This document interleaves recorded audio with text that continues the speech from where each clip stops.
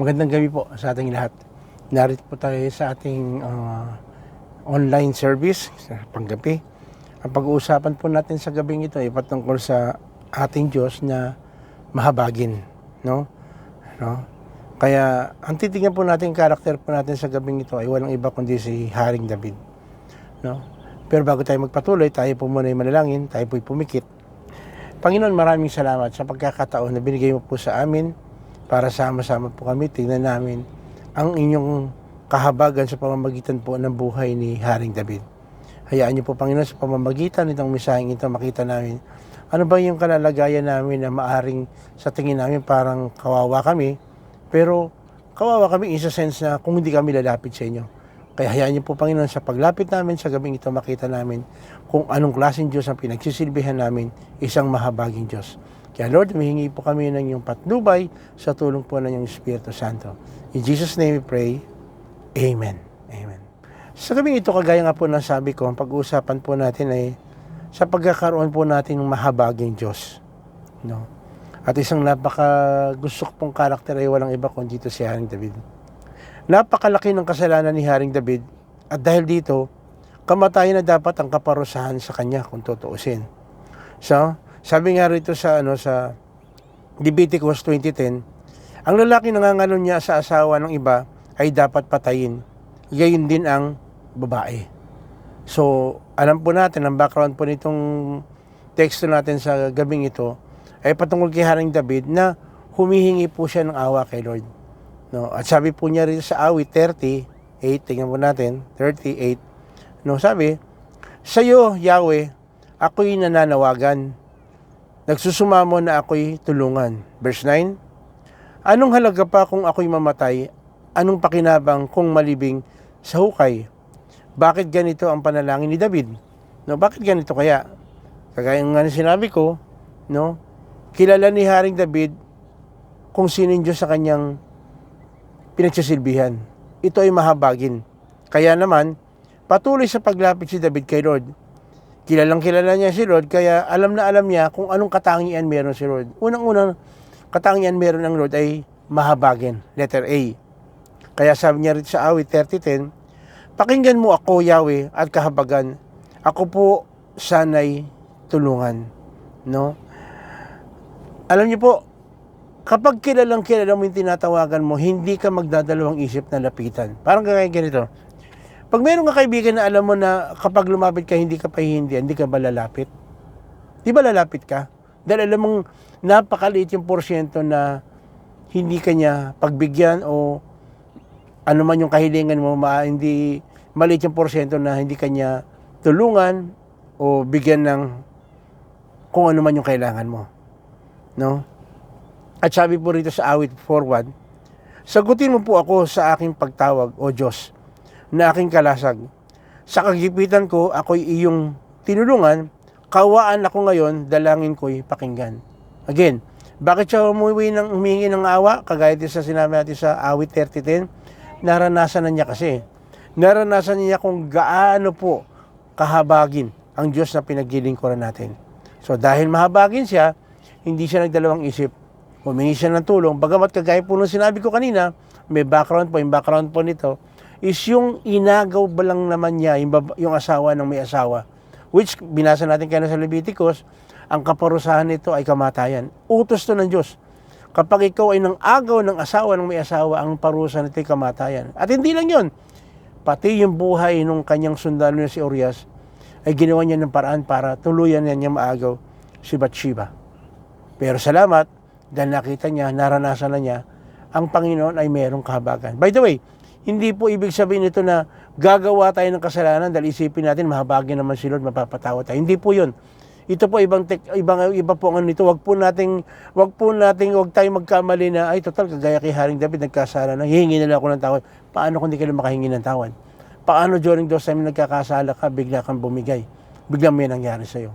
Kaya wag po nating bibigyan po ng sasabihin natin, susubukan natin ng Diyos kung patatawaran natin. Wag na po tayo magdalawang isip.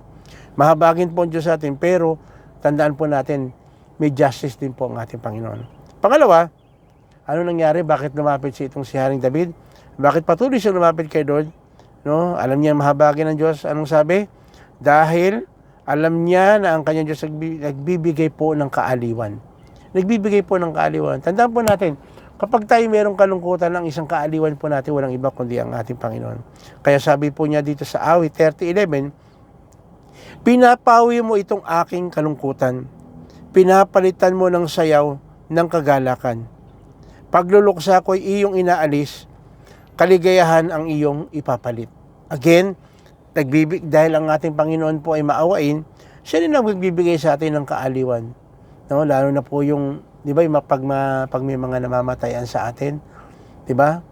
Anong sinasabi? Ang kaaliwan natin ay walang iba kundi ang ating Diyos. May kabigatan, kaya pala sinabi ng ating Panginoon dito sa Mateo 11:28, sabi dito, lumapit kayo sa akin, kayong lahat na nahihirapan at lubang nabibigatan sa inyong pasanin at kayo'y bibigyan ko ng kapahingahan.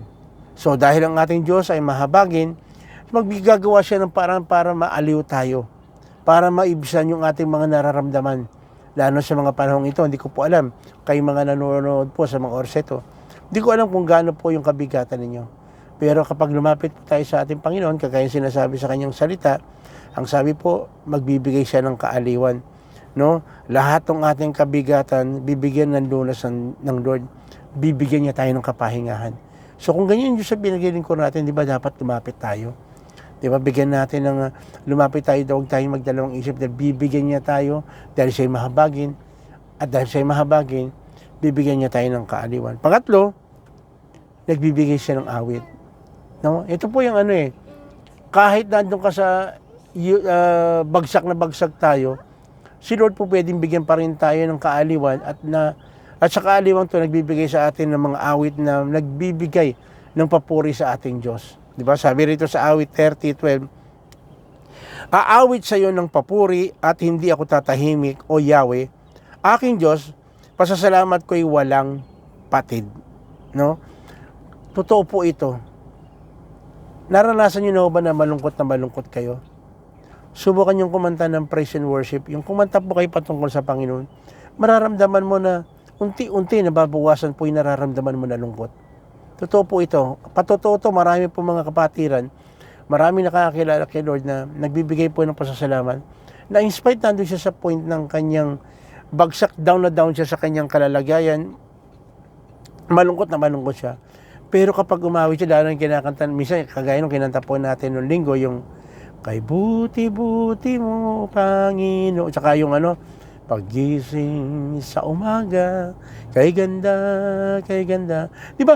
Pagka ganun po yung kinakanta mo, kahit nabagsak ka, tapos makikita mo sumisikat yung araw, di ba magpapasalamat ka kay Lord? Ang unang-unang pasasalamat ka po natin, palagi tayong binibigyan na extension ng Lord yung buhay po natin. Kaya hindi nakakaano po na lumapit kay Lord. Di ba? Sabing gano'n, nagbibigay po siya ng awit. Kaya pala sinabi rito sa awit 4:7, puso ko yung pinupuno ng lubos sa kagalakan, higit pa sa pagkain at alak na inumin. So ang Diyos po natin na pinaglilingkuran ay mahabagin. Nagbibigay siya ng kaaliwan at nagbibigay ng awit. Kaya kapatid, sa mga oras na ito, hindi ko alam kung ano yung mga pinagdadaanan natin, kung nasa na tayo ng ating buhay. Pero ito po yung assurance ng salita ng Diyos. Ang Diyos natin ay mahabagin. Kapag tayo lumapit, hindi siya magdadalawang isip. Lalo nakita niya, lugmong-lugmo tayo, bagsak na bagsak tayo. Lalo na kung kinabagsakan natin na mayroon tayong persecution, tutulungan tayo ng Lord. Gagawa ng paraan ng Lord. Actually, di ba yung mga anak, pag kami gumagawa ng mali dahil bagsak siya, dahil may punishment na nangyari sa kanya, di ba ang tinutulungan pa rin ng nanay at ng tatay? How much more yung Diyos sa pinaglilingkuran natin? Na hindi tayo kawa, nakitang punong kung nakita ng Diyos talagang malungkot tayo, iyak tayo ng iyak. Hindi po pwede na hindi gumawa ang Diyos. Kung ang mga magulang natin, kapag tayo umiyak, bagsak na bagsak tayo, gumagawa ng paraan para tayo aliwin at para tayo makaawit pa rin, para po makita natin ang kagandahan ng buhay. Kapatid, sa mga oras ito, para maganap ito sa buhay natin, hindi po nangyayari ito sa lahat ng tao. Baka isipin mo, teka, bakit ginagawa ko naman yan? Hindi ko naman nararanasan yung sinasabi na ako ay makakaranas ng kahabagan ng Lord, ako ay makakaranas ng kaaliwan, at na makakaawit pa rin ako. Bakit hindi ko maranasan? Kapatid, ito yung isang dahilan. Maaring ikaw ay hindi mo pa kilala ang Diyos, at ang tanong, meron ka bang kaugnayan kay Lord? Talaga bang anak ka ng Diyos? No? Kasi sabi rito sa Juan 1:12, subalit ang lahat ng tumanggap at sumampalataya sa Kanya, binibigyan niya ng karapatang maging mga anak ng Diyos. So wala na sigurong sasaya rito, no, na ikaw ay ituring na anak ng Diyos. Pero hindi ito mangyayari, hindi ito pwede mangyari na kung wala kang gagawin. Palagi meron, pagka lumapit ka kay Lord, palagi merong gagawin. Ang unang-unang dapat gawin natin, tanggapin natin ang binibigay na kaligtasan ng ating Panginoon. Tanggapin natin ang pagiging Diyos niya, pagiging hari niya sa buhay natin. No? At tayo sumampalataya sa Kanya. Kasi hindi po pwede tumanggap ka pero hindi ka sumasampalataya. Hindi po pwede yun. Palagi magkasama po yun. Pag tinanggap po si Lord, ibig sabihin, kailangan mo sumampalataya sa lahat ng sinasabi niya. At pagtanggap po, sumasampalataya sa Kanya, dapat ibigay natin totally ang ating buhay para sa Kanya. Wala nang sasaya pa dito. Ang malaman na ituturing tayong mga anak ng Diyos. Ito na ito na ang pinakamagandang po pwede nating maranasan na tayo ituring ng Diyos. Ako palagi kong sinasabi ito, ituring ka kayang anak ka ng, ngayon sa pangalahong ito, ituring ka kayang maging anak ka ng presidente na lang ng Pilipinas. Ang daming benepisyo niyan. Ang daming mga bagay na pwede nating maranasan. How much more kung yung Diyos ituring tayong anak. Siya ang nagmamay-ari ng buong mundo. Siya ang lahat ng nakikita natin at hindi natin nakikita, siyang nagmamay-ari. Lahat ng mga bagay na ito na magkakaroon tayo ng access. Bakit? Kasi anak tayo ng Diyos eh. Diba? Kapag anak ka ng Diyos, lahat ng kung anong meron sa Kanya, ibibigay niya sa atin, yung alam niya na makakatulong sa atin. So wala ka nang dapat pag-isipan pa, kapatid. Tanggapin mo ang ating Panginoon at sumampalataya tayo sa Kanya. Bakit? Kasi sabi dito sa 1:3-16, sapagkat gayon na lamang ang pag-ibig ng Diyos sa sangkatauhan, kaya't binigay niya ang Kanyang kaisa-isang anak upang ang sinumang sumampalataya sa Kanya ay hindi mapahamak kundi magkaroon ng buhay na walang hanggan. Kapatid, sa buhay na ito, dito sa mundong ito, temporary lang ang buhay. Pero kapag tinanggap natin ating Panginoon, hanggang sa kabilang buhay, merong tayong tinatawag na buhay na walang hanggan. Habang nandito tayo sa lupa, nakakaranas tayo ng iba-ibang klaseng hirap, iba-ibang mga pagsubok, pero ang napakasarap, ituturing tayong anak ng Diyos. Kung dito, tutulungan tayo ng Diyos, si Lord hanggang kabilang buhay, sasamahan tayo. Hindi ba napakaganda? At napakasarap na assurance yan. Hindi ba yan ipagpapatunay lang na ang ating Diyos ay mapagmahal? Hindi ba pagpapatunay na ito ang ating Diyos ay mahabagin? Kasi dapat tayo patungo tayo sa dinatawag na kapahamakan. Pero napakabuti ng Diyos, gumawa siya ng paraan para tayo magkaroon ng buhay na walang hanggan. Ang gagawin natin, tatanggapin natin at sasampalataya tayo sa ating Panginoon. Gusto mo bang gawin ito, kapatid? Aanyayahan kita na sumunod ka sa panalangin na aking gagawin. Ito hindi pagpapalit ng reliyon, hindi pagpapalit ng anumang sekta na yung kinabibilangan. Ang pinag-uusapan dito, it's a matter of life and death. Ang pinag-uusapan dito, may katiyakan ng buhay na walang hanggan. Walang anumang klase ng pangalan ng reliyon na magliligtas sa tao. Ang pananampalataya lang natin at pananalig, pagbibigay ng ating buhay sa ating Panginoon, ang katiyakan ng buhay na walang hanggan. Kaya kapatid, aanyayahan kita. Gawin mo ito na nanggagaling sa iyong puso. Ang kinin mo ng aking bibigkasin ay iyong sariling panalangin. Tayo pumikit, tayo manalangin. O Panginoong Hesus, maraming salamat sa napakagandang pangako mo na ako ay magkakaroon ng buhay na walang hanggan kung ako po'y sasampalataya sa iyo at tatanggapin po kita. Sa mga oras ito, Panginoon, tinatanggap po kita at ako'y sumasampalataya na tanging ikaw lamang ang aking pag-asa sa buhay na ito. At ako po ay humihingi ng tawad sa lahat ng aking nagawang pagkakamali, sa lahat ng aking nagawang pagkukulang. Kasi ikaw mismo nagsabi, kapag ako'y lumapit, humingi ng tawad at nagpakumbaba, ako'y patatawarin at lilinisin mo. Ibig sabihin, kapag ginawa ko ito nang gagaling sa aking puso, ako'y patatawarin mo. Kaya Lord, sa kabituran ng aking puso, humingi po ko ng tawad sa lahat ng aking pagkukulang, sa lahat ng aking pagkakamali. Sige kapatid, sa mga oras ito, Gusto mo ba na i-detail mo, sabihin mo sa ating Panginoon yung pagkakamali? Bibigyan kita ng oras. Sige, lumapit ka sa Panginoon. Sabihin mo sa Kanya yung pagkakamali. Opo, Panginoon. Opo. Tawanan niyo po. Tawanan niyo po. Yes, Lord. Yes, Lord. Yes. Kapatid, congratulations. Tinanggap po sa ating Panginoon, ikaw ituturing na anak. At bilang anak ng Diyos, mayroon po tayong mga pribileyo. At ang isang napakagandang pribileyo na sinasabi ng Panginoon, ay mayroon po tayong, pwede tayong lumapit sa Kanya, dumulog. Sa mga oras ito, mayroon ka physical na karamdaman, pwede mong hilingin sa ating Panginoon kagalingan. Lumapit ka, humingi ka sa Kanya. Sabihin mo sa Kanya, ano man yung physical na karamdaman mo sa mga oras ito. Sige, lumapit ka. Sabihin mo sa Kanya, ano yung kagalingan physically ang gusto mo. Nangako siya. Bibigyan niya tayo ng kapahingahan. Hallelujah. Opo, Panginoon, narinig niyo po ang kahilingan ng aking mga kapatid, ang kagalingan physical. Meron kang problema, kapatid, sa iyong asawa, sa iyong magulang, sa iyong anak, sa iyong kapatid, kasama sa trabaho, kasama sa eskwela, sa bahay na ginagalawan mo, sa komunidad. Ito yung pagkakataon. Gusto ng Lord na magkaroon tayo ng peace sa lahat ng mga tao natin nakakasalamuha. Paalala sa atin ng Panginoon na tayo magpatawad sa mga tao nagkasala sa atin, at kung tayo man ay nagkamali, magpakumbaba rin tayo, humingi tayo ng tawad. Dahil ayaw ng Diyos na mayroon tayong kaaway. Gusto ng Diyos, lahat ng mga tao ay makisalamuha tayo ng maayos. Nasa katwiran. Yes. Mga panahong ito, nahihirapan ka dahil hindi mo alam kung paano ka sasama kay Lord. Maraming mga hadlang. Tulungan tayo ng Lord na makalaya sa mga bagay na ito. Sige, sabihin mo sa ating Panginoon, Lord, gusto ko makalaya. Tulungan niyo po makalaya ako sa mga bagay na mga spiritual bondage sa akin. Idolatry, witchcraft, horoscope, pamahiin. Tulungan niyo po kami, Panginoon, makalaya kayo sa mga bagay na ito. Yes, Lord. Yes, Lord Jesus. Yes, Lord. Tulungan po kami, Panginoon, na totoo makasamba kayo, kami sa Espiritu at katotohanan.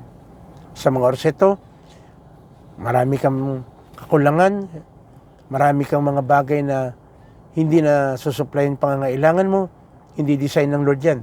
Ang gusto ng Lord, pagpalain tayo. Ang tanong, yung mga resources ba na binibigay sa atin ng Lord, nagagamit natin ng tama?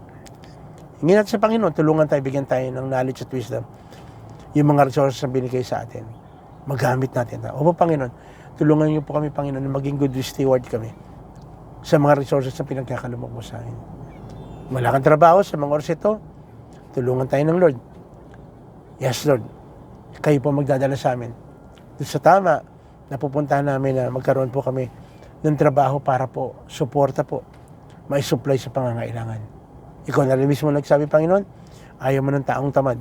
Bigyan niyo po kami ng kalakasang pisikal para magawa namin yung mga trabaho, knowledge at wisdom, kung paano namin i-handle ang bawat sitwasyon, Panginoon. Hallelujah. Hallelujah. Meron po kaarawan mo ngayon sa mga panahong ito, nag-celebrate kayo ng kaarawan o anniversary ninyo mag-asawa, purihin ng Panginoon. Purihin ng Panginoon. Lord, tulungan niyo po ang may nag-celebrate ng kaarawan. Salamat po sa extension ng buhay, sa extension ng pagsasama ng mag-asawa.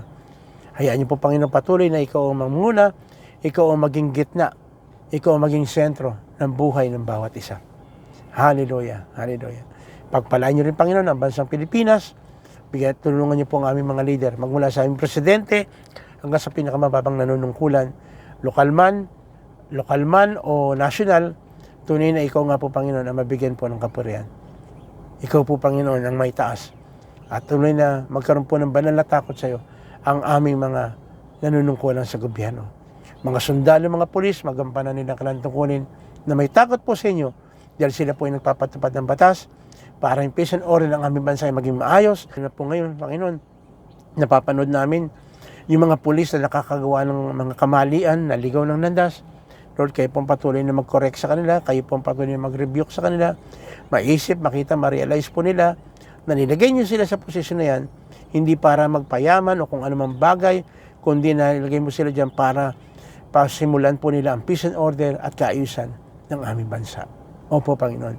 Patuloy, Panginoon, pagpalain mo rin ang aming mga kapatid na nanonood ng mga taga-Abra, taga-Pangasinan, taga-Laguna, mga taga-Marikina, mga Batch 79. Salamat po, Panginoon. Dahil kayo po, Panginoon, ang patuloy na kumikilos, umihi po sa kanila sa pamamagitan ng mensaheng ito.